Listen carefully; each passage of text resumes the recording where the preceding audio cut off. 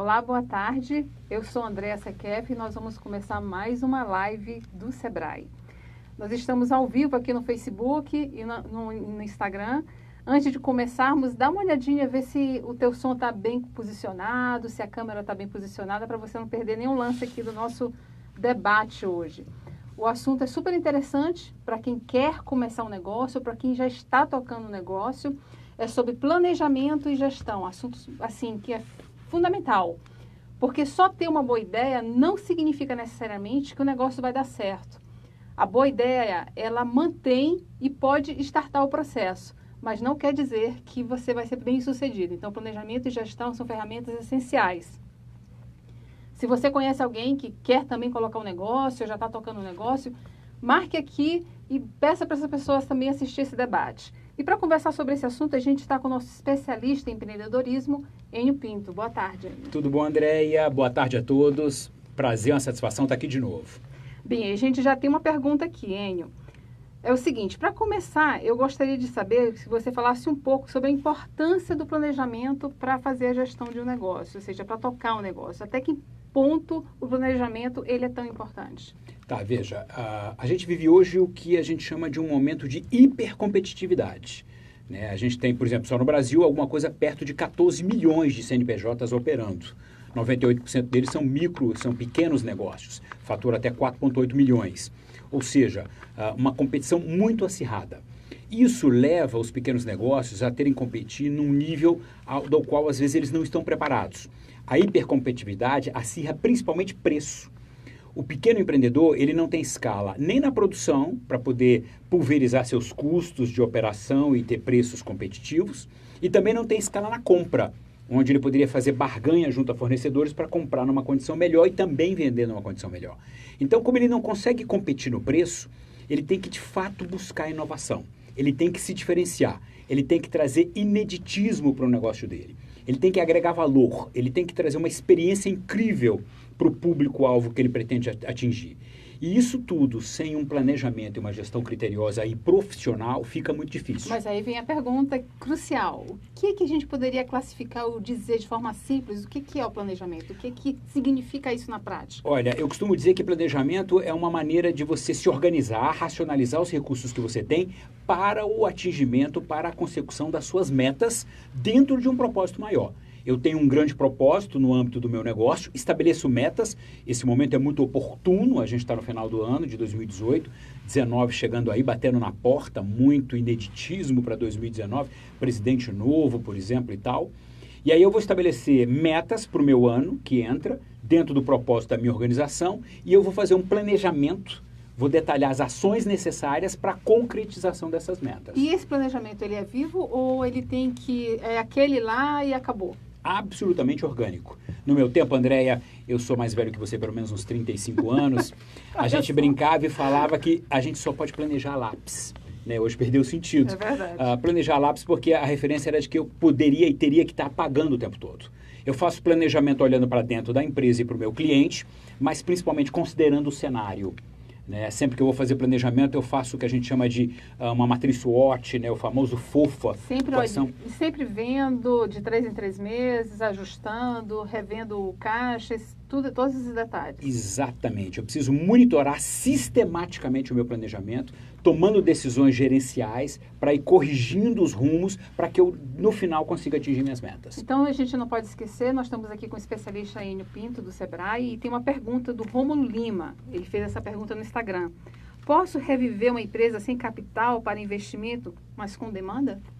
Olha, muito curiosa essa pergunta e eu acho uma reflexão muito interessante. Veja, um negócio ele existe em função de que existe cliente. Uma empresa ela não existe porque existe o proprietário, o produto, a loja, o ponto, alguma coisa nessa linha. Uhum. Uma empresa existe porque existem pessoas interessadas em adquirirem um produto ou um serviço daquele estabelecimento. O estabelecimento existe para resolver um problema de um perfil de público. Né? Então, se ele tem demanda, ele tem a essência, ele tem o principal, ele tem a razão de ser dos negócios. O fato dele não ter recursos para estar revivendo esse negócio não é tão crítico. E aí, como é que é o nome do nosso colega? Rômulo Lima. Rômulo Lima. O que acontece, Rômulo? Eu posso assegurar a você que existe muito mais gente com capital, com recursos para investir em boas ideias, do que boas ideias. Se você já identificou de fato, né, um nicho concreto de mercado a ser explorado, um negócio a ser operado, que tem demanda, como você está dizendo, e falta recursos, você tem que lançar a mão aí de um sócio, né? A gente, quando busca sócios, Rômulo Lima, a gente busca sócios por alguns motivos. Muitas vezes porque não tenho toda a competência necessária para fazer o negócio acontecer. Muitas vezes porque não tenho todo o tempo necessário para fazer aquele negócio acontecer. Né? Você, à frente de um pequeno empreendimento, é um faz-tudo, um multifunção. Então, você muitas vezes precisa de mais bíceps também, além do seu, para estar operando aquele empreendimento. Eu, muitas vezes, também busco um sócio porque quero dividir riscos. Eu quero dividir o frio na barriga. Tipo, se isso aqui não der certo, é uma proposta menos nobre. Nós dois, né? Mas vamos dividir aqui o prejuízo. Então, eu busco sócio por falta de competência, por falta de tempo, por medo, mas muitas vezes, quase que principalmente, por falta de todos os recursos necessários para começar um negócio. Agora, Índio, você falou novamente de um assunto que foi quando eu comecei a nossa live. Eu falei de boas ideias. Tem muita gente que acha que ter uma boa ideia é suficiente. Isso é realmente um mito ou é verdade? Não, de fato, essa ideia precisa ser experimentada. Né? Às vezes a boa ideia é um ponto de vista seu. Então a gente sempre fala assim, olha, sonhe grande, né? Sonhar grande e sonhar pequeno dá o mesmo trabalho, então sonha grande. Começa pequeno e procura crescer rápido. Quando a gente fala do começar pequeno, é no sentido de você experimentar. Né? Assim, faça um pequeno piloto, um pequeno protótipo do que você pretende fazer. E aí vamos para um exemplo bem simples mesmo. Cara, vamos montar um restaurante, né? Tá na onda essa história de ser gourmet, chefe, né? E tal. E aí quero montar um restaurante. Então veja, antes de fato colocar um restaurante operando, de colocar ali todas as suas economias, de um sócio, um financiamento bancário ou coisa parecida, experimenta isso um pouco. Né? Vai cozinhar para sua família, vai cozinhar em eventos na sua empresa, vai cozinhar para seus vizinhos, para seus colegas. Experimenta o que seria essa sua proposta de restaurante. Interessante. Né? Quer dizer que você vai testando até verificar se realmente aquilo ali é um bom negócio e se ele é viável ou não. A gente está falando de planejamento, eu estou propondo que você planeje um pouco com as mãos. Eu estou falando de planejação. É planejar, mas experimentar, fazendo.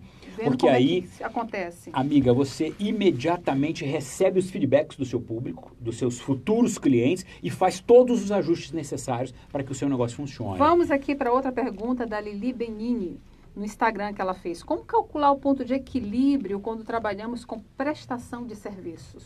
Tá, o ponto de equilíbrio é um indicador financeiro muito interessante, muito relevante. Excelente pergunta também. É da Lilia Benini.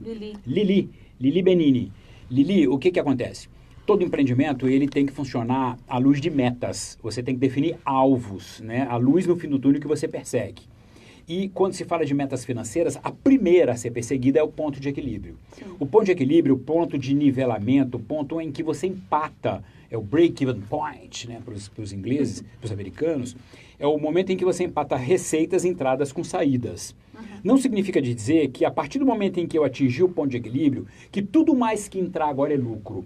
Porque o que acontece? Eu tenho dois tipos de custos. Desculpa essa parte mais chata aqui de finanças, mas é planejamento, né? Lili perguntou, não vamos deixar ela na mão, né?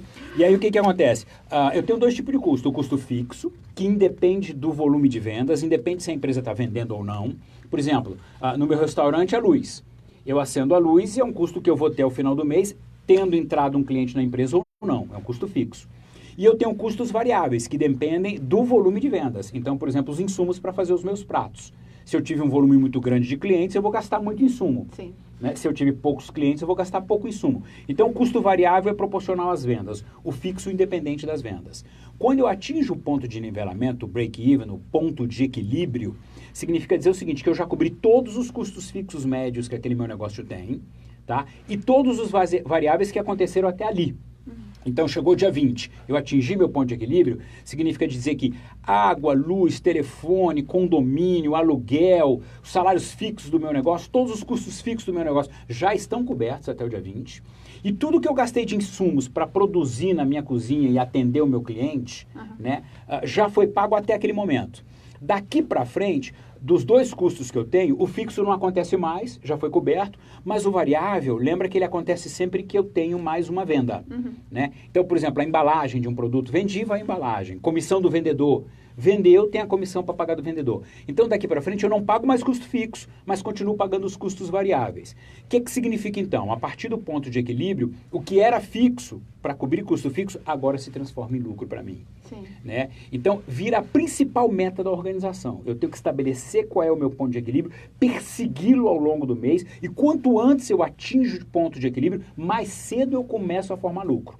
Porque até ali eu trabalhei só para empatar, só para chegar no ponto de equilíbrio. Pois é, aí vem a seguinte pergunta. Quanto tempo mais ou menos demora para um negócio realmente começar a dar lucro? Olha, isso até dizer uma Todo coisa... Todo o planejamento feito, lógico. Vamos chegar lá, Andréia, mas só para fechar aqui a amarração conclusiva da Lili, o cálculo do ponto de equilíbrio é uma formulazinha matemática. E eu queria te propor que você entre no portal do Sebrae, porque eu não tenho como te demonstrar isso aqui agora. Eu tenho isso em cursos na nossa plataforma de educação à distância.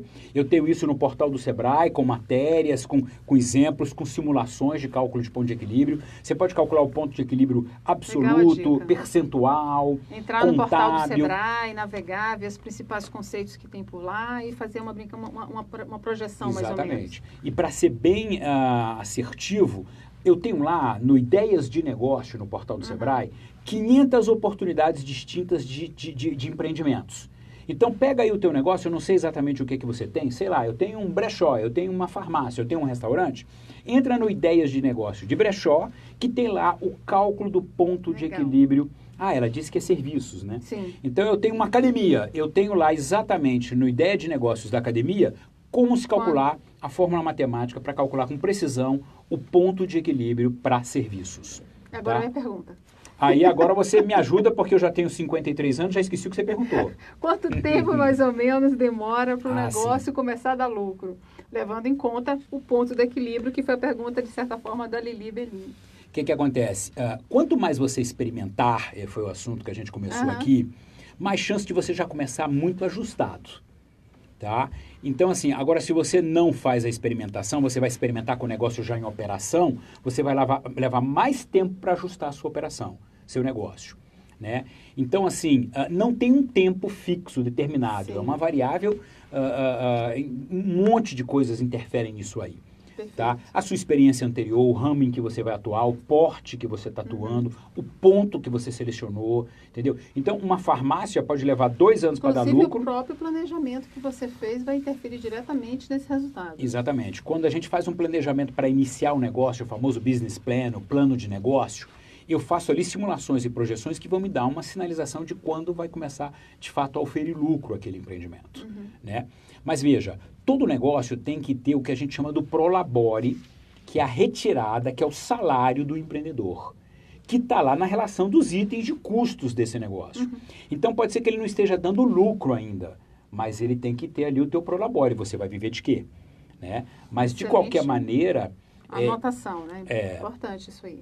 É seguro você ter uma margem, né, para você começar os negócios. E assim, olha, as retiradas além prolabore vão começar a acontecer muito provavelmente depois de 6 meses de operação. Tá? Interessante. A não ser, Andréia, veja, se eu abrir uma franquia de uma bandeira bastante famosa, numa praça de alimentação, de um shopping com bastante fluxo de transeuntes e tal, no primeiro mês ele já tem uma outra realidade. Você percebe? Por isso que eu queria te dizer que é, de fato, uma coisa muito... Não esquecendo, a gente está conversando com o Enio Pinto, especialista em empreendedorismo do Sebrae. Enio, mais uma pergunta na casa aqui, é a Mari Salviano. Ela fez no Instagram. Controle financeiro. Existe uma receita de bolo para uma boa gestão financeira? Tá. Existe sim, Mari. O que acontece, Mari? Quando a gente fala de gestão financeira, a gente está falando basicamente de gerenciar o fluxo de dinheiro na tua empresa, entradas e saídas. Quando eu falo de gestão financeira, eu falo de gestão de caixa, né? Basicamente a gestão do fluxo de caixa. Eu falo de gestão de investimentos, se sobra onde eu aplico, se falta onde eu prospecto, onde eu capto. E a gente fala de gestão de crise, que é uma coisa que acontece mais esporadicamente, tomara que não aconteça nunca para você, Mari, mas aí a gente vai fazer a renegociação com fornecedores, renegociação com bancos, renegociação de prazos, de taxa de juro, mudança de perfil de dívida, é um outro tipo de gestão. Mas assim, para você fazer a gestão financeira, é fundamental que primeiro você crie os controles financeiros para o seu empreendimento, contas a pagar, contas a receber, caixa diário, controle de comissão, todos os controles financeiros necessários para o seu empreendimento. que você mantenha esses controllers absolutamente atualizados. Hoje você tem aplicativos, tem softwares que fazem isso, dependendo até do tipo de setor em que você atua. Se você entrar no portal do Sebrae e consultar, a gente tem várias opções. Se você quiser fazer isso de maneira manual, eu tenho isso em planilhas também, não tem problema. Mas você tem que ter os seus controles gerenciais, mantê-los absolutamente atualizados, mas usá-los em leituras que te permitam tomadas de decisão, né? E o que acontece, Andréia e Mari? Assim, existem pecados capitais quando a gente fala de planejamento financeiro, de gestão financeira, que a gente tem que tomar um cuidado muito grande para não incorrer neles. Sim. Por exemplo, tem muita gente que pega o recurso próprio, né, e faz investimento fixo. Né? E, assim, porque assim, o investimento fixo que eu falo é a compra de máquinas, equipamentos, Sim. móveis, utensílios, veículos utilitários, né? Recurso para investimento fixo você consegue em banco com alguma facilidade. Por quê? Quando eu estou, por exemplo, financiando um veículo utilitário para fazer entregas na minha empresa, o próprio veículo vai ficar como garantia. Mas dá um medinho, né, do empresário entrar no financiamento. Mas também ocorre isso na prática com muita frequência. Né? Mas se põe no lugar do gerente. Quando eu estou fazendo um investimento fixo, aquele bem que eu estou comprando uma máquina, eu estou comprando um veículo, eu estou comprando mobiliário para a empresa, aquilo fica vinculado ao banco até que você quite. Sim. Então o gerente concede aquele crédito com uma facilidade muito maior. O risco é menor porque o bem já garante a operação. E você separa também, né? E aí a taxa de juros é pequena. Sim. Quando você pega um empréstimo, que é diferente de um financiamento eu sei o que estou financiando. Eu financio um carro. Empréstimo eu não sei o que eu estou financiando. Eu te dou um dinheiro livre para o seu capital de giro. Aí esse dinheiro, como é livre, não fica nada associado a ele em garantias, você tem que encontrar outros bens para garantir essa operação, é uma taxa de juro muito maior. E aí um pecado capital que se faz com frequência em finanças, eu tenho algum dinheiro próprio, em vez de guardar isso para o giro, eu corro e compro o equipamento que eu estou precisando dele, que eu podia estar financiando isso em bancos. Porque o empreendedor, Andréia, ele tem uma necessidade muito grande de tangibilizar o negócio dele. Né? Então, quando ele está sonhando com a padaria, ele está louco para comprar o forno. Sim, se ele está sonhando com a academia, ele está louco para comprar os equipamentos. E sonhando que dê certo o negócio Exatamente. dele, né? Prospere. E aí ele se precipita e parte para as aquisições. Outro pecado capital, quando se fala de planejamento financeiro, multiplicar por 2 e achar que chegou no preço de venda. Eu compro a 10 e vendo a 20. E muitas vezes o 20 não cobre os custos de operação do meu negócio. Eu não pesquisei para saber a quanto... Mas quais são os itens que não podem deixar de ser levados em conta ao calcular o preço? Na verdade a gente tem os famosos 3 Cs quando eu falo de preço de venda, para não cometer esse outro pecado aí, Mari, ter uma gestão top. Primeiro, eu tenho que... Primeiro C, o C de custos. Eu tenho que definir um piso. Eu não posso vender menos do que aquilo, que é o total de custos, fixos e variáveis. Fixos. Luz, água, telefone, condomínio, nada que varie em função da operação do seu negócio. Variável, insumos, embalagem, impostos, comissões, tudo que vai variar, que vai flutuar em função do volume de vendas que você faz. Então, primeiro C, o meu preço tem que respeitar os meus custos, cobrir todos os custos têm que estar rateados pelos produtos, tá? Tem fórmulas de se fazer isso também, tem cursos gratuitos no Sebrae, entra no nosso portal, entra no nosso EAD. Segundo C, o C da concorrência. Bom, já defini aqui que o meu piso é esse, não posso vender por menos disso, senão eu vou ter prejuízo. Vou trabalhar de graça, vou pagar para trabalhar. E aí depois eu vou com isso na mão ver o que a concorrência está praticando. E aí em função do que a concorrência está praticando, eu decido que posicionamento eu quero ter. Porque o preço comunica muito da tua empresa, Andréia. Claro, é a marca falando, né? Exatamente. Preço alto, preço baixo, Isso. como é que eu quero entrar? Eu quero ser sofisticado, eu quero atingir um tipo de público mais complexo, mais exigente, eu quero ser mais popular. Então, esse é o segundo C. Já sei o que a concorrência pratica, tenho uma noção de como eu quero me posicionar em relação à concorrência. Já defini meu público-alvo também, porque na hora que eu defino o preço, eu estou definindo o público-alvo. Perfeito. E esse é o meu terceiro C. Custos, concorrência, cliente. É o terceiro C. Sabendo quem é meu público-alvo, tendo o perfil de para quem eu quero vender, eu vou até esse público-alvo para descobrir agora o que ele quer do meu produto. Porque, assim, qualquer tipo de negócio, na verdade, não se vende produto e serviço. Se vende alguma coisa que para o cliente vai ter uma utilidade. Você vai estar resolvendo um problema para o cliente. E para cada cliente é diferente. Assim, você pega coisas bem óbvias. Um curso de idiomas, tá? Bom, a Andréia quer aprender inglês para viajar para o exterior, é uma mulher sofisticada, está sempre fora e tal. Eu quero aprender inglês só para saber o que os meus cantores prediletos estão dizendo nas suas músicas. Alguém aí está escutando a gente e quer aprender inglês para ter uma promoção né, na sua empresa e tal, isso aí conta e tal. Então, veja, é o mesmo produto, Sim, completamente distinto o valor para cada cliente. Preço é o que eu pago, valor é o que eu recebo. E aí eu tenho que ir ao meu cliente para entender o que é o valor que ele quer, entendeu? E aquilo define como eu posso formar o preço. Então o preço tem que cobrir custos, tem que se posicionar em relação ao que a concorrência pratica e tem que ser acessível e compatível. Não é brincadeira. É muito estratégico tem que definir preço. Muito, né, muito estratégico. Trabalhando o planejamento no todo, né? Você não pode pensar o planejamento fatiado, ele é em conjunto. As mini de caixa no Instagram, ela pergunta também como avaliar adequadamente os stakeholders para um bom planejamento estratégico. Todas as partes interessadas no meu planejamento estratégico. Né? Exatamente. O que acontece? Assim, quando eu vou planejar, o meu foco absoluto é no meu cliente. Tá? Porque assim, hoje eu entrego valor, como eu estava dizendo na resposta anterior. Para ficar muito claro para você que está nos ouvindo o que é valor, valor é uma formulazinha que tem o seguinte, é benefício mais experiência. É um benefício concreto que você recebe quando você adquire um produto ou um serviço meu e mais a experiência que foi adquirir aquele produto. A experiência é o que a gente chama de toda a jornada do cliente na relação com você, na aquisição daquele produto. Sim. Tá? Então, desde o momento zero, que é o contato inicial que ele tem com você, até um eventual pós-venda. Que eu digo que o ideal é que nunca tenha, porque eu não quero pós-venda, eu quero que as vendas sejam continuadas, eu não quero um atendimento, eu quero um relacionamento, eu não quero uma foto, eu quero um filme, tá? Então, o que acontece? No momento em que eu estou focado em entregar valor para o meu cliente, eu tenho que entender que tem diversas partes interessadas, stakeholders, que vão influenciar a boa entrega de valor. Pois é, isso realmente na prática é muito importante, você estar antenado com esses os interessados no seu negócio, ou seja, fornecedores, olha, por exemplo, que fazem a parceria, enfim. Você quer ver, olha, por exemplo, assim, o meu colaborador, se ele não está extremamente motivado, engajado com a minha causa, se o que ele faz ali não faz sentido para ele, porque tem o propósito da minha empresa e tem o propósito dele que trabalha para mim. Com certeza. Se eles não estiverem alinhados, esse cara reflete diretamente. Entendeu? Né? Ele não vai fazer ele não vai permitir para o meu cliente uma boa experiência. Tá? Então, assim, eu estou preocupado com o cliente, mas o foco também passa pelo meu colaborador. Por exemplo, o meu fornecedor, estou falando de todas as partes interessadas. Se eu não compro bem, como é que eu vou vender bem?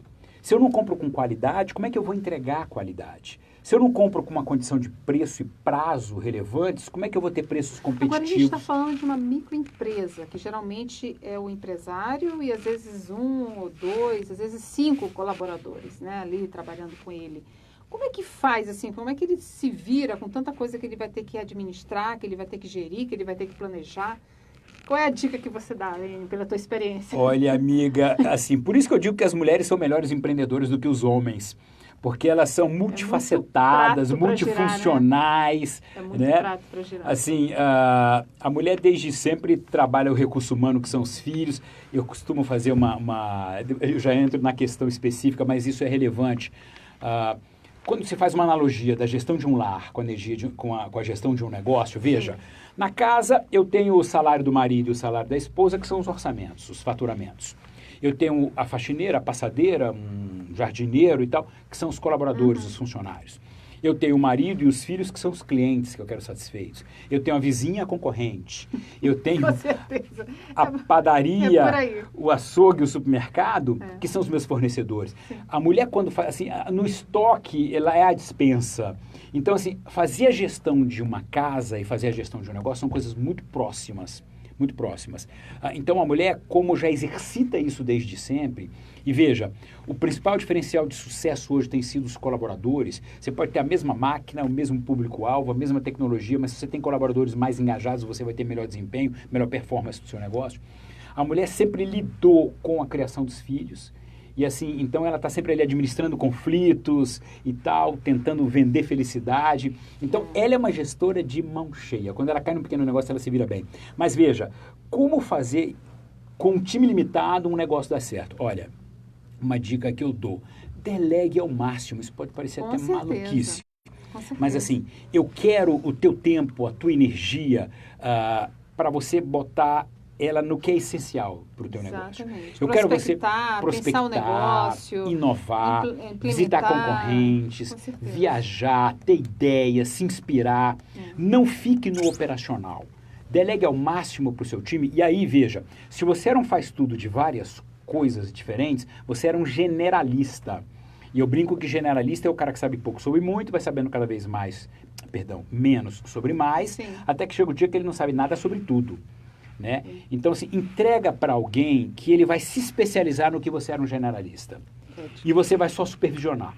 Lembre-se que delegar não é se omitir. É porque a ideia que as pessoas têm é que o fato delas descentralizarem representaria mais custo para a empresa. E é o inverso, né? Quanto mais você delega, quanto mais você traz pessoas para te ajudarem no processo, significa que a empresa está movimentando, está crescendo, está pensando para frente. A gente começou a falar aqui, Andréia, da hipercompetitividade. Exatamente. Né? Quando começamos a conversar aqui há 3 horas atrás. Brincadeira, parece que a gente... Mas, assim, hipercompetitividade. E que a solução para você, como pequeno, trabalhar na hipercompetitividade é inovar, é buscar ineditismo, é se diferenciar. Se você está com a mão na massa no dia a dia daquela empresa, você não consegue ter agenda, tempo, cabeça para buscar ineditismos. Sim. Você percebe? Então, delegue ao máximo, libere a sua agenda, tá? Para que você corra atrás do que está acontecendo. Veja, até o corra atrás é mais o corra na frente. Né? Exato. Dizem o seguinte, eu tenho que estar permanentemente assim, perseguindo as tendências. Eu falo mais, eu tenho que estar criando as tendências. Vamos aqui para um toque equilíbrio. Um toque equilíbrio perguntou o seguinte: como fazer uma loja de produtos de varejo vender melhor quando os funcionários acham que não vale a pena se empenhar? Ou seja, você estava falando justamente disso, né? Ou seja, se você não tem um colaborador, um funcionário que acredite no seu negócio, fica complicado, não fica não, hein? Olha, veja, com certeza não vai a lugar nenhum. Né? Vamos lá, gente. Time. Olha, o time dentro de um pequeno negócio tem uma característica muito particular, que é a proximidade com o dono. Sim. Numa grande corporação, tem gente que consegue se esconder. Numa pequena empresa, não. Você está ali lado a lado, vamos lá, vamos para a padaria. Está lá o dono da padaria no caixa e ele está vendo o movimento, ele está monitorando o padeiro, os atendentes, todo mundo que trabalha com ele e tal. Não tem como se esconder. Então o proprietário sabe de fato quem está engajado ou não. Mas engajar o time é uma responsabilidade absoluta do empreendedor. Atenção, ninguém abre mais empresa hoje em dia tão somente com uma visão restrita e pobre de ganhar dinheiro com ela. Todo mundo que empreende primeiro para resolver um problema na sua comunidade. Eu quero resolver um problema aqui, vou montar um negócio que traz uma solução. Geralmente é assim mesmo. Tá? E o foco hoje é sempre em resolver o problema. Então, sei lá, eu tenho um problema sério de obesidade aqui no município onde eu estou. Esse é o problema e o meu foco tem que estar no problema. Ele pode ser resolvido de diferentes maneiras. Eu posso criar um programa de clube de corrida, eu posso montar uma academia, eu posso trazer uma clínica médica, eu posso contratar nutricionistas, eu posso fazer diversas coisas para resolver o problema, que é a obesidade. Sim. Assim, o meu time tem que estar engajado com esse propósito. Com certeza. Com o propósito da minha organização. Ele tem que entender que o foco ali não é só dinheiro. Tá? E aí, outra coisa que ele tem que ter também, Andréia, é uma percepção de que se ele se engajar com o meu negócio cresce e ele cresce comigo. Muitas vezes... Então você está falando mais ou menos que o plano de negócio é fundamental. Você ter estabelecido um propósito maior para aquele seu negócio, e divulgar e comunicar isso muito bem dentro da sua organização, é fundamental. Visão, onde eu quero chegar, exatamente. de que forma que eu quero chegar. Tá? Assim, e um propósito que seja mobilizador, que seja desafiante, que seja apaixonante, que traga colaboradores. Assim, você não precisa fazer processo seletivo, as pessoas te oferecem para trabalhar para você. Entendeu? Isso é o que seria o mais bacana dentro das organizações. E aí você teria essas pessoas... Assim, o bom líder não é que faz com que o colaborador faça o que ele quer. É que convença o colaborador a também querer o que ele quer. Sim. Você entende a diferença? Porque aí você sai da frente. Porque agora quem quer ele. Quem quer ele. Porque quando você faz ele trabalhar só porque você quer, você vai ter que supervisionar o tempo todo. Você parou a supervisão, ele para o trabalho. Quando é ele que quer aquilo que você vendeu bem para ele e o engajou, sai da frente que agora você está atrapalhando. Entendi. Tá? Num pequeno negócio, às vezes ele não consegue fazer carreira dentro de uma pequena loja, mas se a loja vai abrir uma filial, ele pode eventualmente vir a ser o gerente dessa filial que vai ser aberta. Ele talvez não cresça dentro da loja, ele cresce com a loja. Você percebe? E uma outra coisa que é relevante é que o salário dele não seja fixo, seja absolutamente vinculado à performance. E aí, se você puder ter vários indicadores de performance, da satisfação do Fenomenal cliente... essa dica, sabia? Eu Cara, acho que ele vai começar a acompanhar aquilo e se isso no dia empenhar. a dia do empresário é fundamental. Olha, eu vejo pequenas organizações, mas pequenas mesmo. Eu estava aqui na Com pizzaria práticas, assim, super de um cliente acirradas. nosso, e nosso parceiro também como consultor, e ele estava falando, eu cheguei a ter 16 funcionários, hoje eu tenho 9.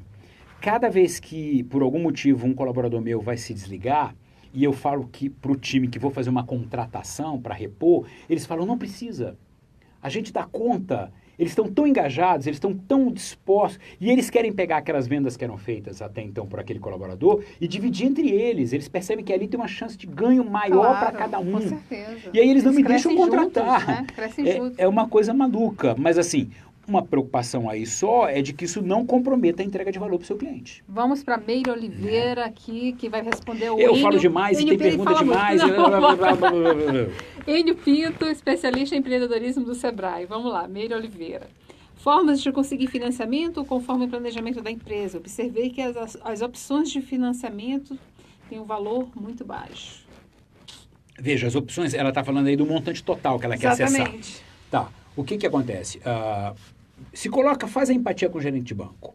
Se você não chegar de fato com um bom planejamento na mão, mostrando para ele qual é o seu histórico de venda, qual é a sua projeção de venda à luz de um histórico, entendeu? Que você tem controle sobre os seus custos, que há de fato um mercado não explorado pela sua empresa, que você poderia estar explorando para fazer uma venda adicional à que você faz hoje. Porque como é que eu vou crescer o restaurante se eu já atendo a todos que estão interessados? Eu tenho que mostrar que tem um mercado ainda que eu posso estar atingindo com esse meu empreendimento. Se você, de fato, não conseguir colocar isso num planejamento, num plano de negócio, num estudozinho de viabilidade, que a gente chama, desse financiamento, para apresentar para o seu gerente, se põe no lugar dele. Eu tenho que estar mostrando para ele uma projeção de vendas, uma projeção de custos que de alguma maneira acompanha. Com certeza, senão fica parecendo que você está indo pegar dinheiro, mas exatamente para quê? Exatamente. Né? Tenho que mostrar que eu tenho um saldo entre as entradas e as saídas e tenho que mostrar que isso é superior à prestação do montante que eu estou interessado em pegar. Outra coisa que é fundamental, eu tenho que discriminar no meu plano de negócio muito bem aonde eu quero aplicar esse recurso. O portal do Sebrae já apresenta alguma opção bacana, assim, de modelo de plano de negócio que os nossos clientes aqui já possam acessar? Sim. Fazer uma brincadeira? Eu tenho vários modelos de plano de negócio. Você pode botar lá na busca do nosso portal Plano de Negócio, que vão vir várias alternativas de Sebrais estaduais bem interessantes. Legal. Você preenchendo isso muito redondinho, se orientando com os nossos consultores nos pontos de atendimento, o atendimento é gratuito. Já faz o dever de casa. Você chega para negociar com o gerente de banco e fala assim, olha, está aqui a minha empresa. Né? Se ele já é correntista desse banco, o banco já tem um histórico dele, tem reciprocidades com ele, a coisa facilita muito. Mas mesmo assim ele vai querer... Cara, o gerente de banco vai entrar como sócio no seu empreendimento. Eu vou botar dinheiro do meu banco, da minha agência, aí na sua empresa. Então, aonde você está querendo colocar? Você está querendo comprar o que com esse dinheiro? Tem assim, eu estou querendo comprar um forno a mais que eu quero dobrar minha produção de pão. Tá, e tem o dobro de clientes aí fora querendo comprar esses pães. Tem, assim, quando dá 6 horas da tarde que sai o pão quentinho, chega a gente e se frustra porque não tem mais pão. Você está querendo comprar esse forno por quê? Há uma demanda insatisfeita? Entendeu? Assim, isso tem que estar claro no seu plano de negócio para passar a tranquilidade necessária para o gerente para que ele possa conceder o crédito que você tem interesse. Andressa, quero montar uma drogaria, mas vou começar do zero. Qual a melhor conduta a tomar? Olha, Andressa, primeiro que você já veio com a ideia. Eu vou pedir que você primeiro faça assim, um esquenta com essa ideia. É aquela história, né? Brincar e ver como é que vai ser mais ou menos isso na prática. E eu até peço que antes de você experimentar ela, que você dê um passo atrás ainda e faça assim, bom, eu gosto de lidar com pessoas doentes, que é o público que vai te procurar. Eu gosto de vender medicação. Isso me satisfaz, me traz realização pessoal, plenitude, satisfação, prazer. Isso é fundamental, porque você atuar num ramo que não te traz satisfação pessoal, dificilmente você vai conseguir se envolver tanto ali ao ponto de trazer novidades, inovações e ineditismo, se diferenciar da concorrência dentro do quadro de hipercompetitividade que eu trouxe no início. Sim. Então, a primeira pergunta é essa. Você gosta mesmo desse setor? Tá? Assim, eu tenho uma irmã que queria ser médica, queria ser pediatra, porque adora criança. Só que ela adorava brincar com crianças saudáveis. né? Eu levei ela até um hospital, aqui, o Santa Lúcia, em Brasília, e passamos uma tarde no pronto-socorro infantil do Santa Lúcia. Em meia hora ela desistiu. Eu falei, não, agora você vai ficar a tarde toda. Entendeu? Então, assim, é esse o seu barato, tá? Outra coisa, assim, você vai atuar no mercado de varejo, drogaria, onde há redes poderosíssimas atuando, né? E aí eu quero saber, assim, o que você vai ter de diferente de todas as outras farmácias que já estão aí estabelecidas no mercado? Assim, você ter observado todas as farmácias e está trazendo algo de diferente do que elas já fazem?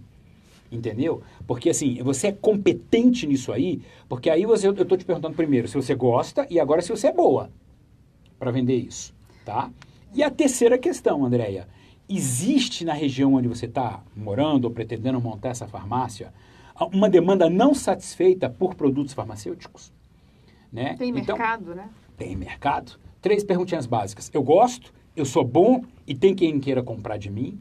Isso é fundamental, né? Então, responde isso primeiro e depois toma a decisão. Começa a pensar em fazer um plano de negócio para montar a sua drogaria. Tem tá? duas que perguntas. tem pronto também no nosso Ideias de Negócio, no portal do Sebrae. Então é só tem lá a o portal farmácia, Sebrae. isso, você tem um planinho pronto. Tem 2 perguntas aqui que eu acho que elas estão relacionadas. A Cione Nicolau e a Confeitaria Amarelinha. Primeiro pergunta, como fazer um planejamento? E o segundo, como planejar compras? Tá. O que acontece? Sempre que... eu tenho um propósito dentro da minha organização, como a gente tem dito, né? Então, sei lá, o propósito do Google, para não dizer que eu sou... é organizar as informações do mundo. Esse é o propósito dele. E aí, dentro desse propósito maior, ele estabelece metas para períodos. Eu quero tantas buscas no mês de janeiro de 2019. Primeiro, essa meta dentro de um propósito, que é o que você quer atingir, que você quer concretizar, ela é fruto de observação do seu histórico. Você não tira esse número da cartola, tá? Eu tenho um histórico de vendas e tal, e defino o que eu quero em termos de ano que vem, certo? E aí vou definir todas as ações necessárias, os 5 Ws e 2 Hs, assim, em inglês é why, porquê, what, o que, where, aonde, when, quando, how, quanto, como, how much, quanto, assim, mas eu vou responder tudo isso para essa meta acontecer, tá? Mas assim, uma dica bem interessante, pega a palavra metas, né, porque planejamento é para atingir meta, tá? Sim. Eu estou numa situação A, quero chegar na situação B, que é a minha meta, e o que eu vou ter que fazer dia a dia como atividade para chegar naquela situação. Aí uso aí os 5 Hs e 5 Ws e 2 Hs. Quem vai fazer isso para mim? Quando, como, quanto vai custar, quando, né? Sair do A para o H. Mas aí veja, pega a palavra metas e faz o que a gente chama de um acróstico, tá? Você vai botar a palavra metas na vertical, né? Uma meta, para ser uma meta, ela tem que ser M de mensurável, né? É de específica, tá? T de temporal, uma data para acontecer. A de alcançável, ela tem que ser desafiadora, eu tenho que expandir meus limites. Caramba. Mas eu tenho que saber que eu sou capaz de fazer aquilo acontecer, senão aquilo vai me frustrar se for uma coisa inviável, não alcançável.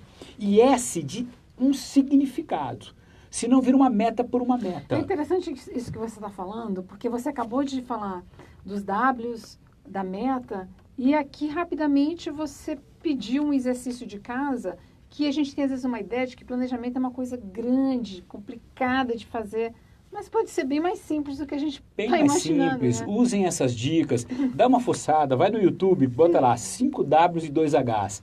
É um planinho de planejamento redondo. redondo. Até também uma conversa, de repente, com o teu concorrente, teu futuro concorrente, e ver como é que começou, né, o negócio.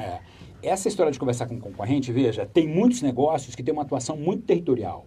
Tá? A farmácia, a drogaria, ela abrange uma pequena região. Tá?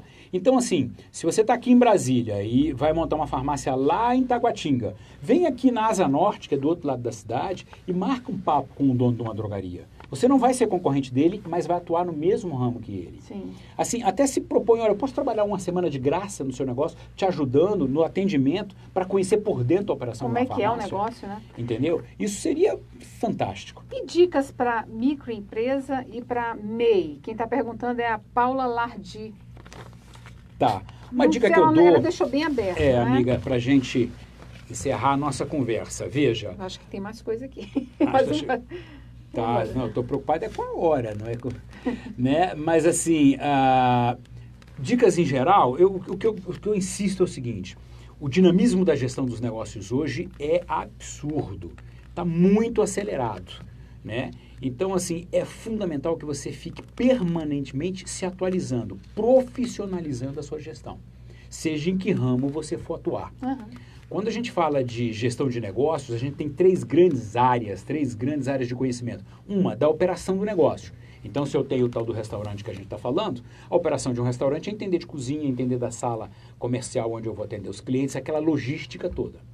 Eu tenho a questão do back office, que é administrar os fluxos de insumos, matérias-primas, os fluxos de dinheiro, entrada e saída de dinheiro, e os fluxos de pessoas. Né? Interagir com os meus colaboradores, com os meus fornecedores, com os meus clientes. Tá? Então, um campo é a operação, o outro campo é a gestão, e um terceiro campo no qual você tem que se lapidar, se profissionalizar o tempo todo, são os aspectos atitudinais, é a questão de comportamento. Eu tenho que dominar a operação e a gestão, e tenho o tempo todo que desenvolver características humanas, né, de comportamento que são alinhadas com o perfil ideal de quem quer empreender. Então, eu tenho que ser uma pessoa que busca informações, comprometida, preocupada com qualidade, que estabelece metas, que planeja, que consegue administrar bem essa questão do risco. Tá? Então, são três grandes áreas em que eu preciso estar me desenvolvendo. E se você quer ter sucesso empresarial, é de maneira continuada. Acabou um curso, começa outro, acabou um curso, começa outro. Não tem fim, não tem fim. É bem dinâmico. Ó, a Denise Vieira, aqui no Facebook, ela está perguntando, tenho dificuldade com planejamento de compras de material. É bem específico, olha só. Pode falar um pouco sobre isso? Olha, eu assim, sempre dou uma dica de que você tenha 2 até 3 fornecedores. Que você chegue nesses 2 ou até 3 fornecedores depois de uma boa pesquisa. Comece com 10. Comece, assim, flertando com 10 e aí só acaba namorando com 2 ou 3.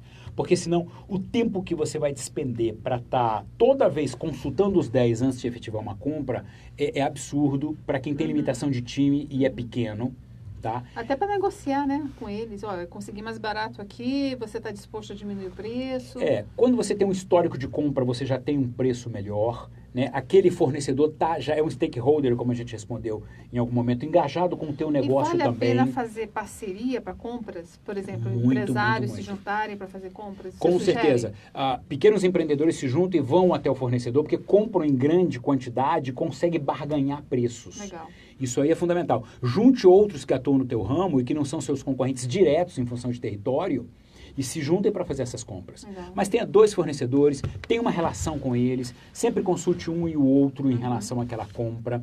Cheque preço, prazo de entrega e qualidade sempre antes de fazer a compra. Não compre nada por impulso, mantenha seu estoque muito racional, muito otimizado, Andréia. Porque o que acontece? O pequeno empreendedor está sempre sem liquidez, ele está sempre sem dinheiro na mão para alguns compromissos. Porque o dinheiro dele costuma estar em 2 lugares. Num primeiro, ele fez vendas a prazo, quase todo mundo faz suas vendas a prazo, então eu vendi, entreguei o produto, vendi em 5 vezes, recebi 1/5 e tem 4/5 daquele meu dinheiro na mão de quem? Do meu cliente. Sim. E onde é que está o resto do meu dinheiro? Parado no estoque. Entendeu? Assim, um pecado comum na gestão de pequenos negócios é que na hora que eles vão fazer as compras, né, a questão da nossa pergunta aí, o fornecedor fala que tem uma promoção maravilhosa e ele acha que aquilo é uma grande oportunidade, compra mais do que precisa, compra por um período em que ele vai ficar super estocado. Estocar tem custo de gestão de estoque, tem muitas vezes perdas, tem muitas vezes consumo de espaço que o pequeno negócio não tem. Com certeza. Tá? Você tem que estar com o Exatamente. E o seu dinheiro fica ali, empatado no estoque. Você está precisando de dinheiro? Faz uma promoção, faz um bazar, faz uma liquidação daquilo que está ali e o dinheiro vem para sua mão. Então, assim, racionalidade na compra. Vamos dar aqui mais uma atenção aqui, por exemplo, a Israela Maria, ela fez essas perguntas aqui no Facebook, que abriu um negócio de aluguel de roupas de mesas e quer saber, como faço para encontrar o preço do meu produto, já que o objetivo é alugar um produto e não vender, para não ter prejuízo? Tá. Hoje a gente está experimentando uma era que a gente chama o uso versus a posse, Andréia. Assim, o exemplo mais comum aí, mais ordinário, é o Uber. Hoje em dia é um desespero para os gestores de marketing das grandes redes automobilísticas pensar como é que eles vão fazer para vender carro para os millennials, tá? Porque ele não quer ter um carro. Ele não quer ter uma máquina de 1 tonelada parada na garagem da casa dele, que tem um custo de manutenção absurdo, que é um risco para a integridade física dele, que é complicado e traz estresse no dia a dia do trânsito, procurar vaga, parará e tal. Então, ele, em vez de adquirir, em vez da posse, ele quer o uso. Uber. Tá? Ele usa Airbnb. plataformas como... Então, Airbnb, tudo isso, assim, todo mundo sonhava em ter uma casa de praia. Não, hoje eu posso ter uma casa de praia, um castelo, um iglu, uma casa na árvore, o que eu quiser para esse fim de semana, é só ir no Airbnb e alugar. Então, é muito mais importante o uso do que a posse. Então, ela está bastante alinhada com uma tendência. Sim. Ela quer alugar os produtos de festa, mesas para toalhas, tudo mais e tal. Então, agora, o que acontece? Não é mais um produto inédito. Existem várias empresas que praticam esse tipo de coisa. Na verdade, as empresas têm combos, pacotes, ela não fica restrita à toalha. Né? Ela aluga o todo da festa, porque quem está alugando a toalha vai precisar do prato, do talher, do copo, quer resolver do sua enfeite. vida inteira naquele Exato, não lugar. vai alugar exclusivamente a toalha. Exatamente. Né? Mas aí tá fácil, Mas só aí eu acho que é bacana pesquisar. ela associar também o produto ao serviço, né? Um bom serviço prestado, chegar com a toalha, com a mesa, tudo no horário, né? O que Associar essas duas acontece? coisas. Assim, é fácil dela buscar junto à concorrência, tá? E checar qual é o preço usual disso. E lembra do que a gente conversou aqui no início da nossa Facebook Live, que é os 3 Cs, Sim. tá? Então, assim, já que ela está falando aí Então de definição relembra de você preço. os 3 Cs. Custos, eu tenho que operar de maneira que eu cubra meus custos, né? No caso aí de um serviço, mas tem o custo. O C da concorrência, o que a concorrência está praticando. E o C do cliente, qual é o valor Então, pronto. de fato que o cliente dá. Ficou Assim, que tipo de toalha? É cetim? É renda? Então é isso aí, é Israela. toalha, Vamos né? fazer esse exercício de casa. O Emerson Rodrigues está perguntando qual é a melhor dica para quem quer montar um negócio online. Negócio online. Veja, por trás de um negócio online, isso é o que me preocupa Existe um com negócio real, né? Isso. Tá, assim, assim, a melhor dica para montar qualquer negócio é saber se você está de fato resolvendo o problema de alguém. Quando você fala de um negócio online, é porque você quer tornar a jornada muito fluida. Tá certo? Sem fricções, né? A gente costuma dizer. Eu estava, um exemplo concreto, para cair a ficha aí desse nosso colega, de todo mundo que está nos assistindo. Eu fui até um evento em Sergipe, Sim. Peguei um táxi do aeroporto até um resort fora, eu ia fazer uma palestra, e aí fui de táxi, porque aí eu pego aquela linha livre dos ônibus, não fico preso no trânsito, que é o caso do Uber, né? Tava chovendo muito, eu cheguei lá, era um local distante, parei na frente, já estava atrasado, o motorista se vira para mim, fala R$100 a corrida. Ok, perdão, R$85 a corrida. Eu tirei uma nota de 100, primeiro, tirei meu cartão de cheque, meu cartão de crédito. E ele falou, não trabalho com cartão. Eu falei, como não? Como não? Né? Que absurdo. 20 anos depois da criação da maquininha, não trabalho. Aqui a gente não trabalha. Casualmente eu tinha dinheiro, eu estava num outro estrado, aí eu costumo tirar algum dinheiro, mas eu não ando com dinheiro, como ninguém mais anda com dinheiro. Exatamente. E aí, quando eu tirei a nota de 100, que eu tinha acabado de sacar no aeroporto, ele falou para mim o quê? Não tenho troco. Então, não aceito cartão, não tenho troco, a palestra correndo, a chuva caindo. Ele falou assim, eu vou descer correndo aqui, era dentro de um resort, como eu te disse, e ver se eles trocam. Você já viu alguém pagar um resort em dinheiro? Um hotel de luxo em dinheiro? Claro que eles não tinham troco no caixa. E aí ele volta para mim e fala assim, e aí? Quer dizer, está criado ali todo um conjunto de fricções. Eu não tenho uma jornada fluida, eu não tenho uma experiência positiva. Se eu tivesse ido no Uber, como é que seria isso? Eu simplesmente... cartão. Boa noite. Ou Sairia e depois... Mas entendeu? assim, na Então, prática, na verdade, a gente já percebe que o uso do cartão nos táxis é muito frequente. agora, né? em grandes centros, já virou uma realidade. Virou uma realidade. Mas o que eu estou Até dizendo... para flanelinha também, né? Já pensou? O que eu estou dizendo para o colega que quer montar um negócio online?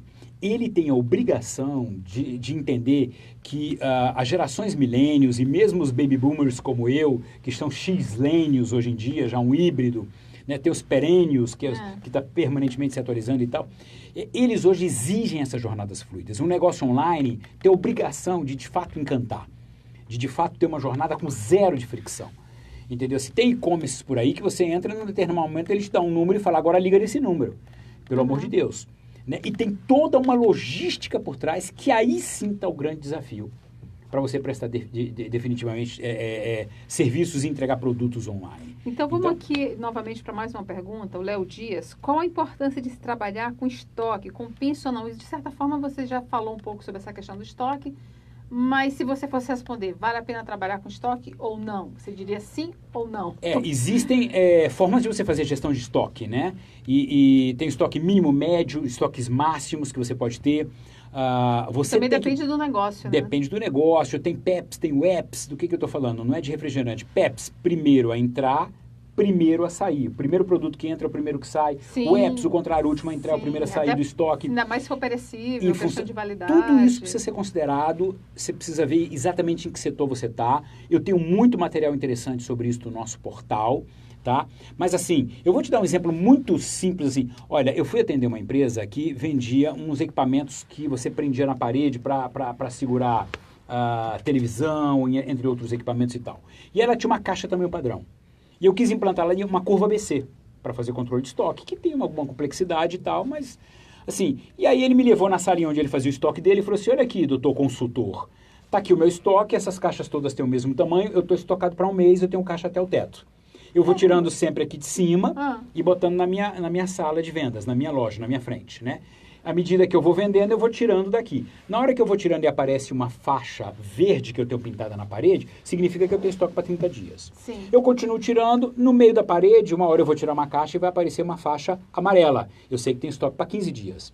Eu continuo tirando e realizando minhas vendas. Quando isso estiver aqui a 3 palmos do chão, eu tirar uma caixa, uma hora vai aparecer uma faixa vermelha. Eu sei que tem estoque para 3 dias. É o tempo necessário para eu ligar para o meu fornecedor, fazer um novo pedido, ele chegar, entregar, eu conferir, abastecer meu estoque e não interromper as minhas vendas. Perfeito. Então eu falei, escreve ser a minha curva ABC. Continua com as suas faixas e agora eu recomendo faixas. Entendeu? Assim, então assim, veja o que é mais adequado para o seu negócio. Exatamente. Tá, mas a gestão de estoques é crítica, porque é o seu dinheiro que está parado, empatado no estoque. E né? um lugar também que você às vezes não tem, que você tem que alugar, que é muito complicado, né? Tá. Estoque tem roubos, tem perdas, tem extravios. Vamos lá para o Niásio. Então, assim, cuidado com o estoque, mas assim, e veja, a necessidade de capital de giro, que é uma realidade permanente, é o dia a dia do pequeno negócio, está muito associada a uma boa gestão de estoque. Com certeza. Né? Se você faz uma boa gestão de estoque, o teu dinheiro está toda hora na tua mão e não parado em estoques desnecessários. E aí você não precisa recorrer a bancos, e aí não tem custos de juros para recorrer a bancos para ter liquidez. É um ciclo, né? Exato, é a gestão do seu fluxo Exatamente. de caixa, do seu capital de giro. A Niásio, né, pergunta, a missão da empresa seria o norte do planejamento? Sim. E quais os cuidados em relação à contratação de pessoas? Tá. O que acontece? Vamos começar com a questão da missão. Eu hoje gosto muito de um indicador que é o PTM, que é o Propósito Transformador Massivo. Sugiro que vocês deem uma gulgada para ler um pouco sobre PTM. Né? Eu até citei aqui o PTM da Google, que é organizar as informações do mundo. Mas o propósito transformador massivo é qual é o propósito da sua organização que vai trazer transformação para o seu cliente, que vai levar valor para o seu cliente. Porque a sua empresa só tem valor se ela entregar valor para alguém. Né? Você ganha quando o seu cliente ganha, é essa a proposta. É mais do que uma missão, a questão do propósito. O propósito é uma causa, é uma missão com foco absoluto no cliente, na satisfação do cliente. Você acha que isso que vai, por exemplo, gerar o tal engajamento? Com certeza, com certeza. Assim, e aí muitas pessoas, respondendo a segunda questão, vêm procurar você para trabalhar com você em função do seu propósito.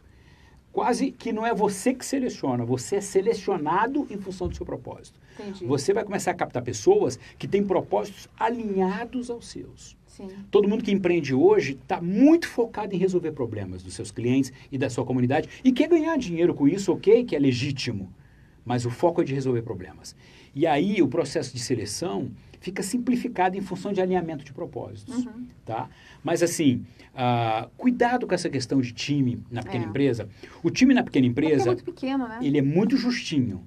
Né? Então, assim, as pessoas costumam, eu quero fazer redução de custos, e aí quando estão numa crise financeira, tem o hábito de demitir. Tá? Por quê? Porque ele não tem um salário vinculado à performance. Quando o salário é vinculado à performance, se a empresa está mal, a performance dele vai estar mal, você vai pagar pouco também. Né? Porque quando ele sai, tem a rescisão contratual. Tá? corre o risco dele eventualmente te botar na justiça por algum problema. Então vai ter um custo grande para a saída dele. Aí, logo você se estabiliza e começa a faturar um pouco melhor, você quer contratar, repor. A reposição tem um processo de seleção que tem custos, de divulgação. Aí essa pessoa vai entrar no teu negócio. Você vai perder tempo, dinheiro, capacitando, treinando ela. Tem uma curva de aprendizagem. Ela não entra e começa a faturar, a produzir, a performar De exatamente imediato, né? igual com aquele que tinha saído. Sim, com certeza. Né? Então, assim, cara, esse turnover, essa história de demitir, contratar, é uma janela por onde pode estar escoando todo o lucro da sua organização. Tá? Então, ter times Como saber muito... disso? Assim, como é que o empresário vai saber até que ponto ele pode avançar mais em relação a isso? Para evitar essa perda. Ele tem que ter um time que ganha quase que 100% em função de performance. Ele tem que ter um fixo mínimo definido pela categoria e ele só ganha para performance. Perfeito. Porque, assim, se o negócio não está num momento positivo, eu também não tenho grandes desembolso com pagamento de salários. Sim.